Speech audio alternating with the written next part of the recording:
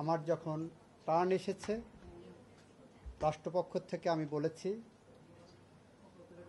এই সরকার কতদিন থাকবেন সেটা আদালত নির্ধারণ করে দিতে পারেন না। এটা ডক্ট্রিন অফ নেসেসিটি অ্যাপ্লাই করে আমাদের অতীতের যে কাস্টমারি ল আছে সেইগুলো বিবেচনায় নিয়ে এই সরকার যত দ্রুত সম্ভব নির্বাচনের মধ্য দিয়ে রাজনৈতিক প্রক্রিয়ায় বাংলাদেশকে একটি গণতান্ত্রিক রাষ্ট্রের দিকে নিয়ে যাওয়ার জন্য যা যা করণীয় সরকার করবেন।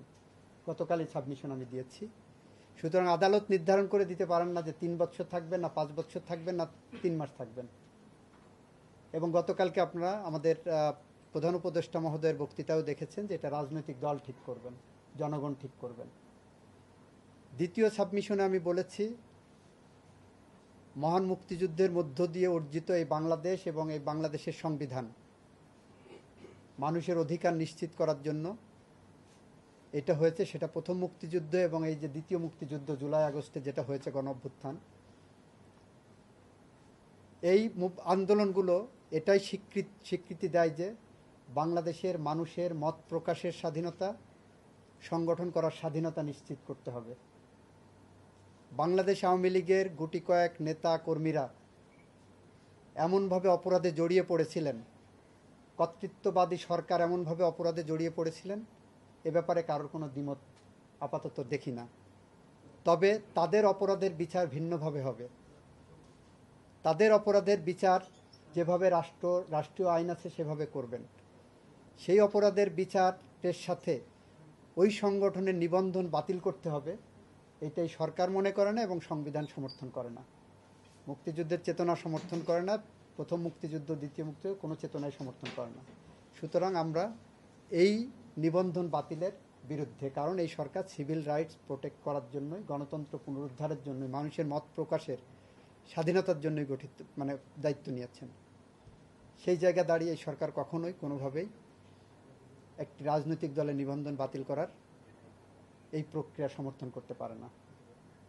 আমরা এটাও বলেছি যারা অপরাধ করেছেন তাদের অপরাধের বিচার নিশ্চিতভাবে এই সরকার হবে, এটা কমিটমেন্ট সরকারের।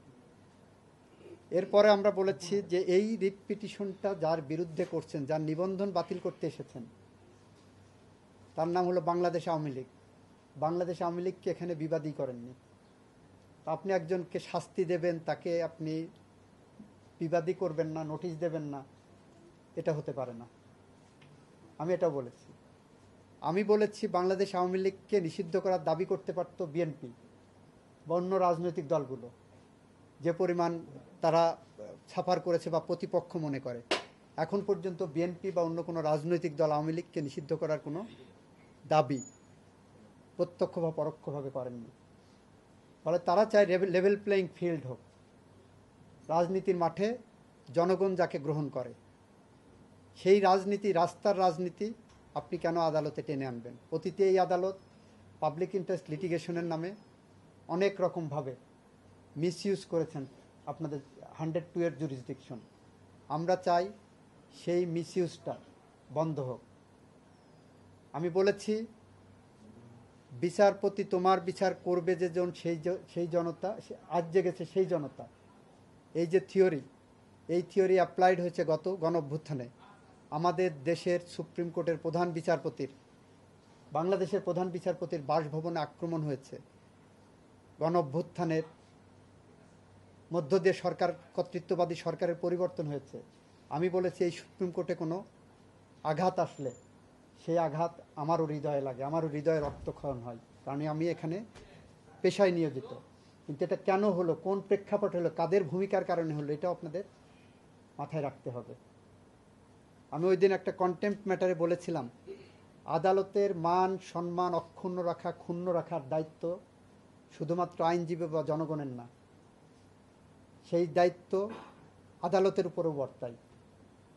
আদালত যদি এমন কোনো কাজ করে যে আদালত সম্পর্কে মানুষের মধ্যে নেতিবাচক কোনো ধারণা তৈরি হয়, তাহলে যে জজের কারণে এই ধরনের নেতিবাচক ধারণা তৈরি হবে বা আদালত সম্পর্কে স্ক্যান্ডালাইজেশন হবে, সেই জজ ও সাবজেক্ট টু কন্টেম্পট।